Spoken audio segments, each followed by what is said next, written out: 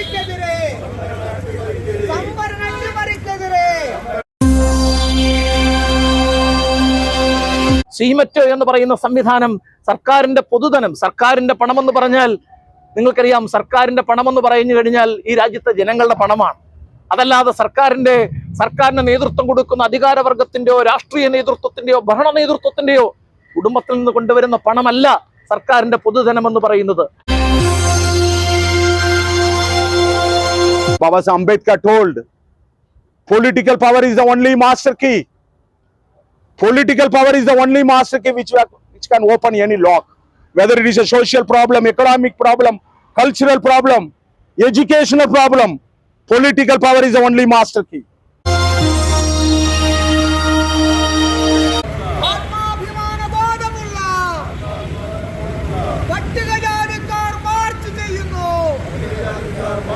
പട്ടികജാതിക്കാർ march ചെയ്യുന്നു. സീമറ്റിലെ സംവരണ അട്ടിമറിക്കെതിരെ ജാതി വിവേചനത്തിനെതിരെ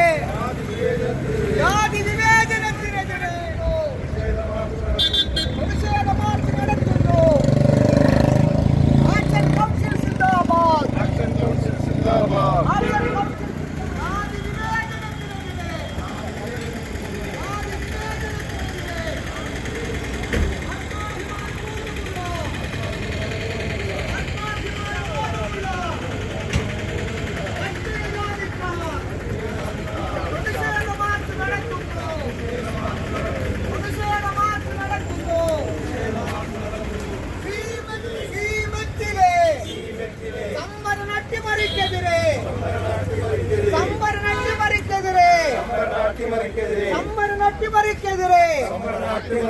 ജാതി വിവേചനത്തിനെതിരെ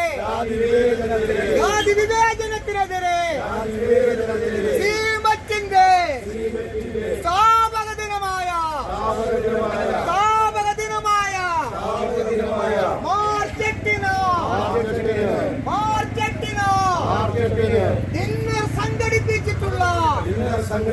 ഡിന്നർ സംഘടിപ്പിച്ചിട്ടുള്ള മെറിഡിയൻ ഹോട്ടലിലേക്ക്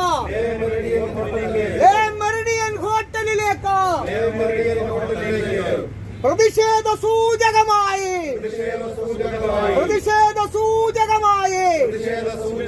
ആത്മാഭിമാന ബോധമുള്ള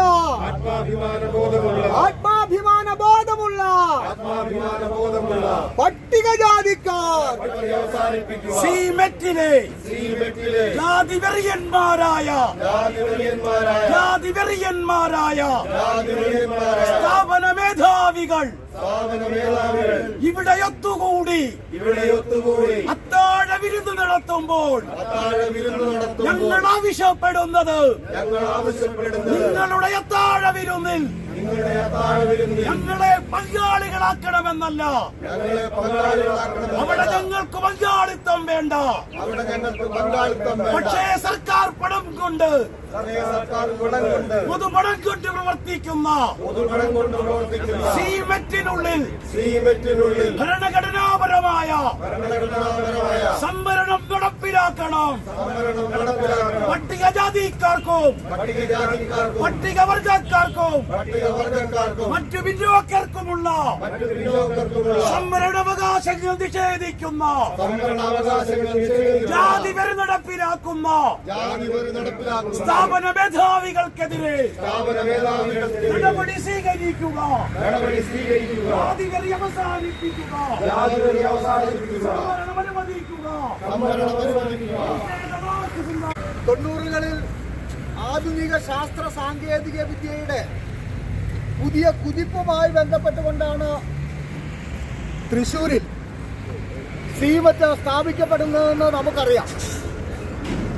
സീമറ്റിൽ പ്രധാനമായും നടക്കുന്ന ഗവേഷണ പ്രവർത്തനങ്ങളോ അതിൻ്റെ പ്രത്യേകതകളെക്കുറിച്ചോ വിശദീകരിക്കാനല്ല നാം ഈ ലേ മെറിഡിയൻ ഹോട്ടലിൻ്റെ മുന്നിലേക്ക് വന്നിട്ടുള്ളത്. മറിച്ച് 90കളിൽ മുതൽ തൃശ്ശൂരിൽ സീമറ്റിൻ്റെ 3ാമത്തെ യൂണിറ്റ് പൂനെയിലും അതുപോലെ തന്നെ ഹൈദരാബാദിലുമുള്ള യൂണിറ്റിന് പോലെ തന്നെ തൃശ്ശൂരിൽ അത്താണി എന്ന് പറയുന്നത് ഒരു വ്യവസായ മേഖലയാണ്. കെൽട്രൺ ജംഗ്ഷനിലുള്ള ഈ സീമെറ്റിൽ അത് കേന്ദ്ര ഗവൺമെന്റിന്റെ നിയന്ത്രണത്തിലുള്ള ഇലക്ട്രോണിക്സ് മന്ത്രാലയത്തിന്റെ കീഴിലുള്ള ഒരു സ്ഥാപനമാണ്. ശാസ്ത്ര ഗവേഷണമാണ്. വലിയ തോതിലുള്ള ഗവേഷണങ്ങൾ അവിടെ നടക്കുന്നുണ്ടെങ്കിലും അവിടെ നാളിതുവരെ ഇന്ത്യൻ ഭരണഘടന അനുശാസിക്കുന്ന രീതിയിലുള്ള സംവരണ തത്വങ്ങൾ പാലിച്ചിട്ടില്ല എന്നതാണ് വസ്തുത. നമ്മുടെ ചില ആളുകൾ, പട്ടികജാതിക്കാരായിട്ടുള്ള ചില ആളുകൾ, പിന്നോക്ക ജാതിക്കാരായിട്ടുള്ള ചില ആളുകൾ, പട്ടികവർഗക്കാരായിട്ടുള്ള ചില ആളുകളൊക്കെ അവരുടെ മെറിറ്റിൽ അവിടെ ഉദ്യോഗസ്ഥന്മാരായി മാറിയിട്ടുണ്ടെങ്കിൽ, ശാസ്ത്രജ്ഞന്മാരായിട്ട് മാറിയിട്ടുണ്ടെങ്കിൽ, അതല്ലെങ്കിൽ ടെക്നിക്കൽ സ്റ്റാഫായിട്ട് മാറിയിട്ടുണ്ടെങ്കിൽ, അല്ലെങ്കിൽ അഡ്മിനിസ്ട്രേഷൻ വിങ്ങിൽ ജോലി ചെയ്യുന്നുണ്ടെങ്കിൽ ഒക്കെ ആ ആളുകൾക്കൊന്നും യഥാവിധി യഥാസമയം പ്രമോഷൻ നൽകുന്ന കാര്യത്തിൽ പോലും, അതായത് ഭരണഘടന അനുശാസിക്കുന്ന ഇന്ത്യയിലെ പട്ടികജാതിക്കാർക്കും പട്ടികവർഗക്കാർക്കും പിന്നോക്കക്കാർക്കും 15(4) 16(4) ഭരണഘടനയുടെ വകുപ്പുകൾ അനുശാസിക്കുന്ന സംവരണ തത്വം ഈ സീമെറ്റിൽ നടപ്പിലാക്കിയിട്ടില്ല എന്ന് മാത്രമല്ല, അവിടെ മെറിറ്റിൽ പ്രവേശിച്ചിട്ടുള്ള ആളുകളുടെ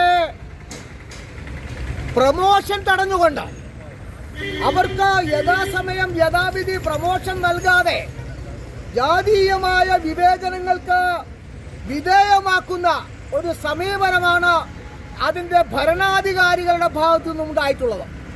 ഇതിനെതിരായി ഗവൺമെന്റിന്, അതായത് ഇന്ത്യൻ രാഷ്ട്രപതി അടക്കമുള്ള ആളുകളുടെ ശ്രദ്ധയിൽ, കേരള ഗവർണറുടെ അടക്കമുള്ള ആളുകളുടെ ശ്രദ്ധയിൽ നമ്മൾ ഈ വിഷയം പെടുത്തുകയും കേരള ഗവർണർ മുൻകൈയെടുത്ത് ഇപ്പോൾ ഒരു അന്വേഷണം നടന്നുകൊണ്ടിരിക്കുന്നുണ്ട്.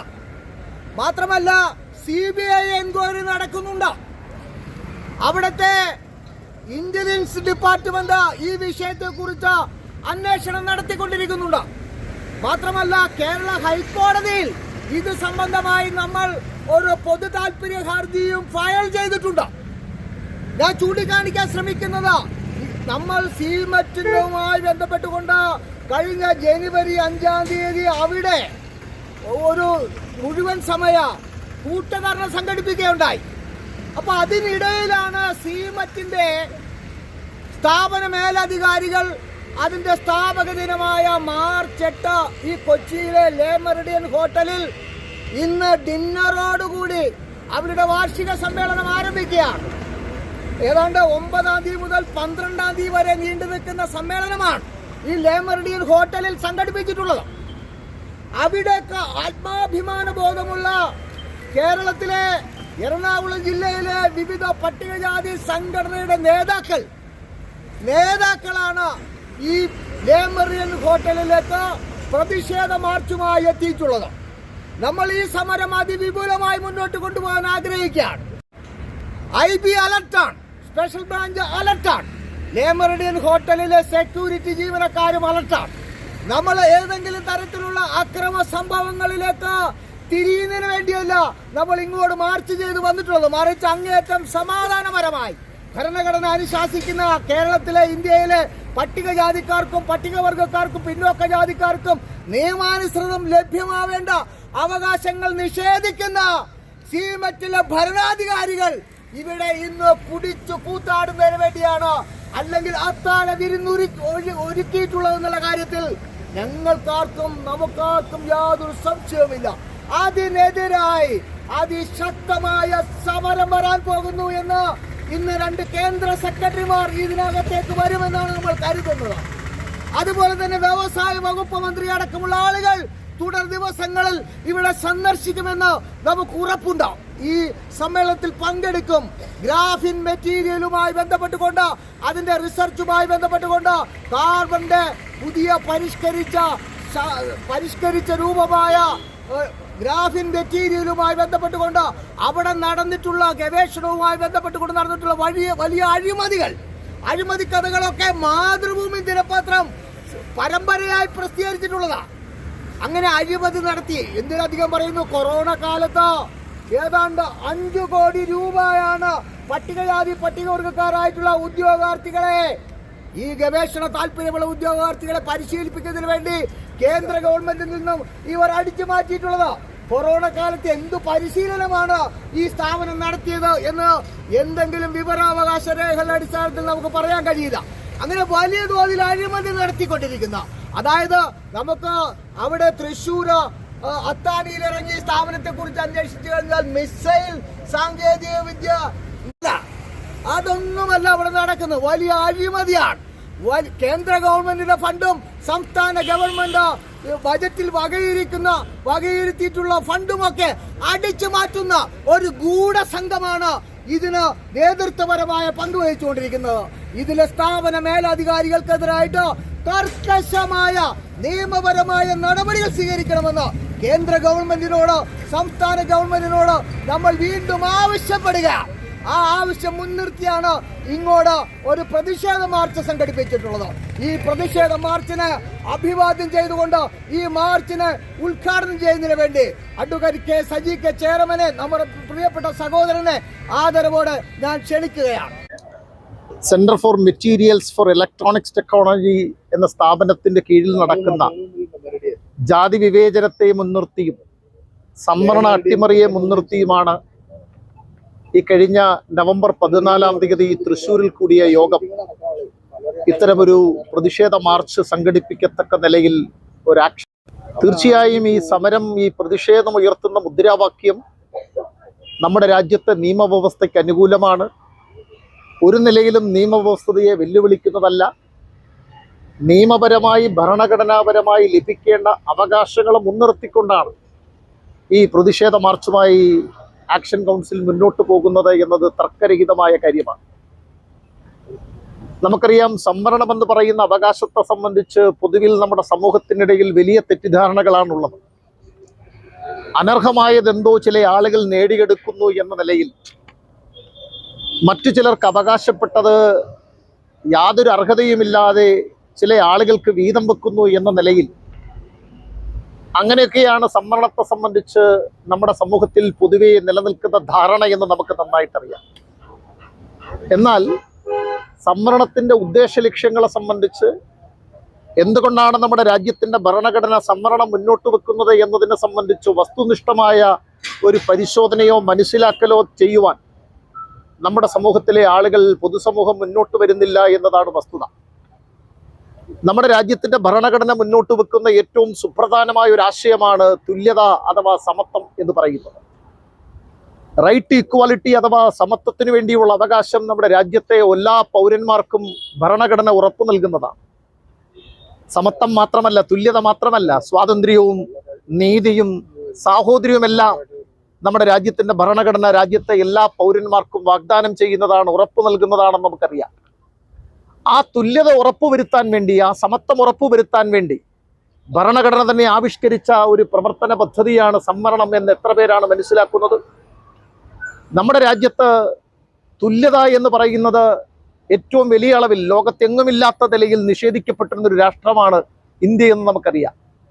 ചില ആളുകൾ മഹത്തായ ഭാരതീയ സംസ്കാരത്തെ സംബന്ധിച്ച് വാദോരാതെ പറയുമെങ്കിലും ഈ രാജ്യത്തെ മഹാഭൂരിപക്ഷം വരുന്ന പിന്നോക്ക വിഭാഗങ്ങളെ, ഇന്ത്യയിലെ ജനസംഖ്യയിലെ 70% വരുന്ന ജനവിഭാഗങ്ങളെ ജാതിയുടെ പേരിൽ അടിച്ചമർത്തി അവർക്ക് എല്ലാവിധമായ മനുഷ്യാവകാശങ്ങളും നിഷേധിച്ച്, ജീവിക്കാനുള്ള അവകാശം നിഷേധിച്ച്, വസ്ത്രം ധരിക്കാനുള്ള അവകാശം നിഷേധിച്ച്, എല്ലാ നിലയിലുമുള്ള അവകാശം നിഷേധിച്ചുകൊണ്ട് വളരെ ചെറിയൊരു ന്യൂനപക്ഷത്തിന് നമ്മുടെ രാജ്യത്തിന്റെ വിഭവങ്ങളിൽ മേൽ മേധാവിത്വം രൂപപ്പെടുത്തിയെടുത്ത ഒരു സംവിധാനമാണ് ജാതി വ്യവസ്ഥിതി എന്ന് നമുക്ക് എല്ലാവർക്കും അറിയാം. വളരെ ചെറിയൊരു ന്യൂനപക്ഷത്തിന്റെ കയ്യിൽ രാജ്യത്തിന്റെ വിഭവങ്ങളും അധികാരങ്ങളും കേന്ദ്രീകരിക്കുന്ന ഒരു നില ഉണ്ടായിരുന്നതിൽ നിന്ന് വ്യത്യസ്തമായി അതിനെ പരിഹരിച്ചുകൊണ്ട്, അതിനെ അഭിസംബോധന ചെയ്തുകൊണ്ട് ഭരണഘടന മുന്നോട്ട് വെക്കുന്ന തുല്യത എന്ന് പറയുന്ന ആശയം സമൂഹത്തിലെ എല്ലാ വിഭാഗം ജനങ്ങൾക്കും ഉറപ്പാക്കുന്നതിന് വേണ്ടിയാണ് ഭരണഘടന തന്നെ സംവരണം എന്ന് പറയുന്ന ആശയം മുന്നോട്ട് വെച്ചത് എന്ന് എത്ര പേർക്കറിയാം? അതോ പൊതുസമൂഹം മനസ്സിലാക്കുന്നത് പോലെ അർഹതയില്ലാത്ത ചില ആളുകൾക്ക് വീതം വെച്ച് നൽകുന്നതാണോ സംവരണം എന്ന് പറയുന്ന ആശയം? മേലുകീഴായി നിലനിൽക്കുന്ന ശ്രേണീകൃതമായ അസമത്വ ജടിലമായ ഒരു സമൂഹത്തിൽ എല്ലാ വിഭാഗം ആളുകളെയും തുല്യതയിലേക്ക് നയിക്കാൻ, തുല്യതയിലേക്ക് ഉയർത്തിക്കൊണ്ടുവരാൻ ഭരണഘടന വിഭാവനം ചെയ്തൊരാശയമാണ് സംവരണമെന്ന് നമ്മളിൽ എത്ര പേർക്കറിയാം? ആ ഭരണഘടനാപരമായ തത്വം. ആർട്ടിക്കിൾ 14 റൈറ്റ് ടു ഇക്വാലിറ്റി, തുല്യതയ്ക്കുള്ള അവകാശം എന്ന് പറയുന്നത് മറ്റെല്ലാ ഭരണഘടനാപരമായ അവകാശങ്ങളും പൗരന്മാരിൽ മാത്രം നിക്ഷിപ്തമാണെങ്കിൽ തുല്യതയ്ക്കുള്ള അവകാശം പൗരന്മാരിൽ മാത്രമല്ല നിക്ഷിപ്തം എന്ന് നമുക്കെല്ലാവർക്കും അറിയാം. അതെല്ലാ മനുഷ്യർക്കും ഒരുപോലെ അവകാശപ്പെട്ടതാക്കിക്കൊണ്ടാണ് ഭരണഘടന മുന്നോട്ട് വന്നത്. ആ തുല്യത എന്ന് പറയുന്ന ആശയത്തെ പ്രതിഫലിപ്പിക്കുന്നതാണ് ഭരണഘടനാപരമായ സംവരണം എന്ന അടിസ്ഥാനപരമായ തത്വം. ഈ രാജ്യത്തെ പൊതുസമൂഹം തിരിച്ചറിയാതെ പോകുന്നുണ്ട് എന്നാണ് ഞങ്ങൾ പറയാൻ ആഗ്രഹിക്കുന്നത്. ആ ഭരണഘടനാപരമായ തുല്യതയിലേക്ക് സമൂഹത്തെ കൈപിടിച്ചു നിർത്താൻ വേണ്ടി ഭരണഘടന തന്നെ മുന്നോട്ട് വെച്ച സംവരണം എന്ന ആശയം, ആ ആശയത്തെയാണ് നമ്മുടെ രാജ്യത്ത് ഒരു വിഭാഗം ആളുകൾ അട്ടിമറിച്ചുകൊണ്ടിരിക്കുന്നത് എന്നതാണ് ഈ പ്രതിഷേധ മാർച്ച് മുന്നോട്ട് വെക്കുന്ന പ്രധാനപ്പെട്ട മുദ്രാവാക്യത്തിന്റെ കാതൽ എന്ന് പറയാൻ ഞാൻ ആഗ്രഹിക്കുന്നു. നമുക്കറിയാം, നമ്മുടെ രാജ്യത്ത് ഭരണഘടനയിൽ തന്നെ സ്റ്റേറ്റ് എന്ന് പറയുന്നതിനെ നിർവചിച്ചിട്ടുണ്ട്, രാഷ്ട്രമെന്ന് പറയുന്ന സങ്കല്പത്തെ നിർവചിച്ചിട്ടുണ്ട്. തീർച്ചയായും ഒരു രാഷ്ട്രത്തിൽ സംവരണം ബാധകമാക്കിയിട്ടുണ്ട്, സ്റ്റേറ്റിന് ബാധകമാണ് സംവരണം എന്ന് പറയുന്നത്. എന്നാൽ ഇന്ന് കാണുന്ന ഒരു പ്രവണത എന്താണ്? നമ്മുടെ രാജ്യത്തെ പൊതുജനങ്ങളുടെ പണം, നികുതി പണം, ആ നികുതി പണം സ്റ്റേറ്റ് എന്ന് പറയുന്ന സംവിധാനത്തിന് പുറത്തേക്ക്, ബഡ്ജറ്റിന് പുറത്തേക്ക് കൊണ്ടുപോകുന്ന ഒരു നിലയാണ് നമ്മൾ ഇന്ന് പൊതുവിൽ കണ്ടുവരുന്നത്. കേരളത്തിൽ നിന്നുകൊണ്ട് നമുക്ക് പറയാം, ഏറ്റവും നല്ല ഉദാഹരണം എന്ന് പറയുന്നത് കിഫ്ബിയാണ്. നമ്മുടെ രാജ്യത്ത് ബഡ്ജറ്റിന് വിധേയമായി, പബ്ലിക് ഓഡിറ്റിന് വിധേയമായി, പൊതുജനങ്ങളുടെ വിശകലനത്തിന് വിധേയമായി നമ്മുടെ രാജ്യത്തെ പൊതുധനവിനിയോഗം മുന്നോട്ട് കൊണ്ടുപോകേണ്ട സാഹചര്യത്തിൽ അതൊന്നുമില്ലാതെ ആർക്കും തോന്നിയതുപോലെ എന്ത് വേണമെങ്കിലും ചെയ്യാവുന്ന നിലയിലേക്ക് പൊതുജനങ്ങളുടെ നികുതിപ്പണം മാറ്റിയെടുക്കാൻ കഴിയുന്ന ഒരു ബഡ്ജറ്റിന് പുറത്തേക്ക് നമ്മുടെ രാജ്യത്തെ പൊതുജനങ്ങളുടെ പണം, നികുതിപ്പണം കൊണ്ടുപോകുന്നൊരു നിലയാണ് ഈ സംസ്ഥാനത്ത് പോലും പുരോഗമനം ആർജിച്ചു എന്ന് പറയുന്ന ഈ സംസ്ഥാനത്ത് പോലും നടപ്പിലാക്കുന്നത്. അതിന്റെ ഏറ്റവും പ്രധാനപ്പെട്ട ഉദാഹരണമാണ് കിഫ്ബി എന്ന് പറയാൻ ഞാൻ ആഗ്രഹിക്കുകയാണ്. ഇങ്ങനെ ബഡ്ജറ്റിന് പുറത്തേക്ക് പണം കൊണ്ടുപോയാലുള്ള പ്രത്യേകത എന്താണ്? നമുക്കറിയാം, 1974 നമ്മുടെ രാജ്യത്ത് പഞ്ചവത്സര പദ്ധതിയുടെ ഭാഗമായി, പഞ്ചവത്സര പദ്ധതിയിലൂടെ നമ്മുടെ രാജ്യത്തെ വികസന പ്രവർത്തനങ്ങൾ ഈ സമൂഹത്തിലെ ഏറ്റവും താഴെത്തട്ടിലേക്ക് എത്തുന്നില്ല എന്ന് മനസ്സിലാക്കിയപ്പോഴാണ് പട്ടികജാതി ഉപപദ്ധതിയും പട്ടികവർഗ ഉപപദ്ധതിയും എന്ന പേരിൽ വികസന പ്രക്രിയകൾ വ്യതിരക്തമായ നിലയിൽ തുടങ്ങിവെക്കാൻ നമ്മുടെ രാജ്യം തീരുമാനിക്കുന്നത്. ആസൂത്രണ കമ്മീഷന്റെ മുൻകൈയിൽ ഈ രാജ്യത്തെ ജനസംഖ്യാനുപാതികമായി, ഈ രാജ്യത്തെ ആകെ ബഡ്ജറ്റിൽ ജനസംഖ്യാനുപാതികമായി പട്ടിക വിഭാഗങ്ങൾക്ക് വേണ്ടി ഭരണഘടനാപരമായ പ്രത്യേക പരിഗണനാ വിഭാഗങ്ങളായ പട്ടികജാതിക്കാർക്ക് വേണ്ടിയുള്ള വികസന പ്രക്രിയകൾ പ്രത്യേകമായി നടപ്പിലാക്കാൻ വേണ്ടിയാണ് SCP TSP എന്ന പേരിൽ 74-ലും പിന്നീട് 79-ലുമൊക്കെ പട്ടികജാതി പട്ടികവർഗ ഉപപദ്ധതികൾ നമ്മുടെ രാജ്യത്ത് ആരംഭിച്ചത്. പട്ടികജാതി ഉപപദ്ധതിയുടെയും പട്ടികവർഗ പദ്ധതിയിലെയും ഒന്നാമത്തെ വ്യവസ്ഥ എന്ന് പറയുന്നത് ഈ രാജ്യത്ത് ജനസംഖ്യാനുപാതികമായി ബഡ്ജറ്റ് തുക നീക്കിവെക്കണമെന്നതാണ്. പക്ഷേ ബഡ്ജറ്റിന് പുറത്തേക്ക് പണം കൊണ്ടുപോയാൽ ലോകത്തിലെ തന്നെ ഏറ്റവും മനോഹരമായ ഒരു കവിത പോലെയാണ് എന്ന് ഞാൻ പറയും. കാരണം അത്രയും മനോഹരം മുന്നോട്ട് വെക്കുന്നത്. എല്ലാ പൗരന്മാർക്കും നീതി ഉറപ്പു നൽകുന്ന ഒരു രാജ്യത്തെ സംബന്ധിച്ച്, എല്ലാ പൗരന്മാർക്കും സ്വാതന്ത്ര്യം ഉറപ്പു നൽകുന്ന ഒരു രാഷ്ട്രത്തെ സംബന്ധിച്ച്, എല്ലാ പൗരന്മാർക്കും നീതി ഉറപ്പാക്കുന്ന, സമത്വം ഉറപ്പാക്കുന്ന, തുല്യത ഉറപ്പാക്കുന്ന, സാഹോദര്യം പ്രദാനം ചെയ്യുന്ന ഒരു രാഷ്ട്രത്തിന്റെ ഭാവനയാണ് രാജ്യത്തിന്റെ ഭരണഘടനയുടെ പ്രിയാമ്പിളിലൂടെ, ആമുഖത്തിലൂടെ രാഷ്ട്രം മുന്നോട്ട് വെക്കുന്നത്. ആ ലക്ഷ്യത്തിലേക്ക് നമ്മുടെ രാജ്യത്തിന്റെ പ്രയാണത്തെ തടസ്സപ്പെടുത്താനാണ് എത്രയോ നൂറ്റാണ്ടുകളായി അധികാരവും സമ്പത്തും വിഭവങ്ങളും എല്ലാം കൈവശം വെച്ച ചില ആളുകൾ ഇന്ന് ശ്രമിച്ചുകൊണ്ടിരിക്കുന്നത് എന്ന് ഞങ്ങൾ മനസ്സിലാക്കുന്നു. അത് തന്നെയാണ് തൃശ്ശൂരിലെ സീമറ്റിലും നടന്നു വരുന്നത് എന്ന് ഞങ്ങൾ മനസ്സിലാക്കുന്നു. രാജ്യത്തെ പൊതുധനം ഉപയോഗിച്ചുകൊണ്ട്, ജനങ്ങളുടെ നികുതിപ്പണം ഉപയോഗിച്ചുകൊണ്ട് നടത്തുന്ന പ്രവർത്തനങ്ങളിൽ എല്ലാ വിഭാഗം ജനങ്ങൾക്കും തുല്യമായ പങ്കാളിത്തവും പ്രാതിനിധ്യവും ഉറപ്പുവരുത്തപ്പെടേണ്ടതാണ് എന്ന കാര്യത്തിൽ തർക്കമുണ്ടോ? രാജ്യത്തിന്റെ ഭരണഘടന തന്നെ ഉറപ്പു നൽകുന്നു. ഭരണഘടനാ സംവിധാനങ്ങൾക്ക് പുറത്തേക്ക് രാജ്യത്തെ പൊതുധനവിനിയോഗം കൊണ്ടുപോകുന്ന നിലയാണ് ഇന്ന് സർക്കാരുകൾ പൊതുവിൽ സ്വീകരിച്ചു വരുന്നത് എന്ന് നമുക്ക് മനസ്സിലാക്കാൻ കഴിയും. അതുകൊണ്ട് സീമറ്റ് എന്ന് പറയുന്ന സംവിധാനം സർക്കാരിന്റെ പൊതുധനം, സർക്കാരിന്റെ പണമെന്ന് പറഞ്ഞാൽ നിങ്ങൾക്കറിയാം, സർക്കാരിന്റെ പണമെന്ന് പറഞ്ഞു കഴിഞ്ഞാൽ ഈ രാജ്യത്തെ ജനങ്ങളുടെ പണമാണ്. അതല്ലാതെ സർക്കാരിന് നേതൃത്വം കൊടുക്കുന്ന അധികാരവർഗത്തിന്റെയോ രാഷ്ട്രീയ നേതൃത്വത്തിന്റെയോ ഭരണ നേതൃത്വത്തിന്റെയോ കുടുംബത്തിൽ നിന്ന് കൊണ്ടുവരുന്ന പണമല്ല സർക്കാരിന്റെ പൊതുധനം എന്ന് പറയുന്നത്, പബ്ലിക് ഫിനാൻസ് എന്ന് പറയുന്നത്. ആ പബ്ലിക് ഫിനാൻസിനെ ഈ രാജ്യത്ത് ബഡ്ജറ്റിന്റെയും സർക്കാർ സംവിധാനങ്ങളുടെയും ഭരണഘടനാ സംവിധാനങ്ങളുടെയും പുറത്തെത്തിച്ച് അത് ചില ആളുകൾക്ക് യഥേഷ്ടം കൊള്ളയടിക്കാനും ദുരുപയോഗം ചെയ്യാനും കഴിയുന്ന നിലയിൽ നമ്മുടെ രാജ്യത്തിന്റെ പൊതു ധനവിനിയോഗത്തെ കൊള്ളയടിക്കുകയാണ് ഈ സീമറ്റിന്റെ സംവിധാനത്തിലൂടെയും ചെയ്തു വരുന്നത് എന്നാണ് ഞങ്ങൾ മനസ്സിലാക്കുന്നത്. അതുകൊണ്ട് അതിന് അറുതി വരുത്തേണ്ടതുണ്ട്. ഇത് ഭരണഘടനാപരമായ അവകാശങ്ങൾക്ക് വേണ്ടിയുള്ള ഒരു പ്രതിഷേധമാണ്. ഇത് നിയമപരമായ അവകാശങ്ങൾക്ക് വേണ്ടിയുള്ള പ്രതിഷേധമാണ്. തുല്യതയ്ക്ക് വേണ്ടിയുള്ള, ഭരണഘടന ഉറപ്പു നൽകുന്ന തുല്യതയ്ക്ക് വേണ്ടിയുള്ള പ്രതിഷേധമാണ്. സ്വാതന്ത്ര്യത്തിന് വേണ്ടിയുള്ള ഈ പ്രതിഷേധം അതിശക്തമായ നിലയിൽ മുന്നോട്ട് വെക്കപ്പെടേണ്ടതാണ് എന്ന് മാത്രം പറഞ്ഞുകൊണ്ട് ഈ പ്രതിഷേധത്തിൽ പങ്കെടുത്ത നിങ്ങളെ എല്ലാവരെയും അഭിവാദ്യം ചെയ്തുകൊണ്ട് ഈ പ്രതിഷേധ മാർച്ച് ഔപചാരികമായി ഉദ്ഘാടനം ചെയ്തതായി പ്രഖ്യാപിച്ചുകൊണ്ട് ഞാൻ എൻ്റെ ചെറിയ വാക്കുകൾ ഉപസംഹരിക്കുന്നു. ജയ് ഭീം, ജയ് Bharat. Still you stuck in the ideology of social justice. You not cross the border of Ambedkarism. Still now you are still now you are not moved towards the broad-based Ambedkarism. Broad-based Ambedkarism, you failed to understand about Manevar Kanshiramji. Before Constitution, our people struggle for the social justice. After Constitution also, 75 years after also, you are struggling for the social justice. That's what Kanshiramji clearly told. Our movement is not for the social justice. Our movement is for the social transformation. You praise yourself that transform yourself from the social justice to social transformation. You have to read Manevar Kanshiramji. You have to read Mahatma Jyotiba Phule, Sahu Maharaja. Otherwise, these Brahminical forces will not allow. Actually, in Kerala, I am from Tamil Nadu.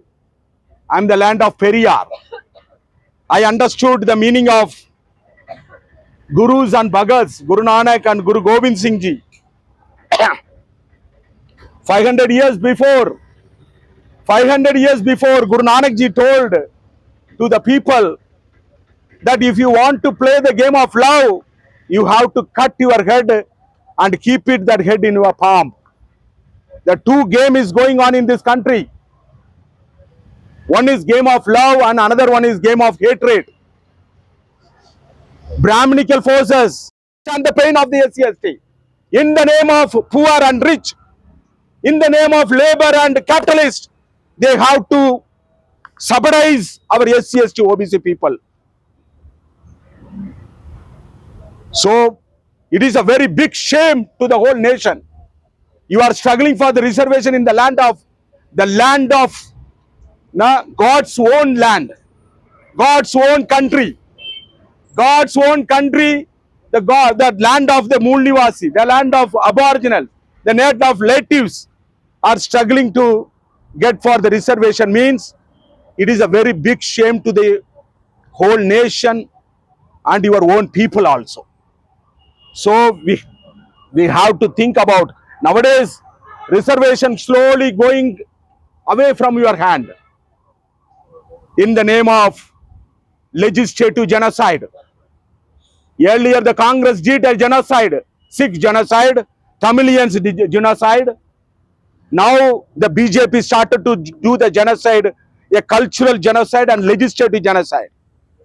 Legislative, legislative genocide. It is not a problem of the reservation, is not a problem of the one institution. It is a problem of the whole nation. Legislative, they simply pass, there is a amendment, they simply pass the bill in the parliament, SC/ST, OBC and religious minority.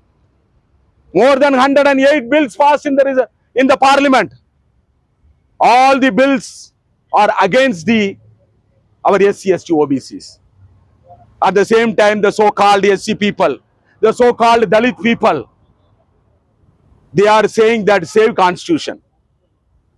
The Constitution is in the hands of the Manuwad. The Constitution is in the hands of the Brahminical forces.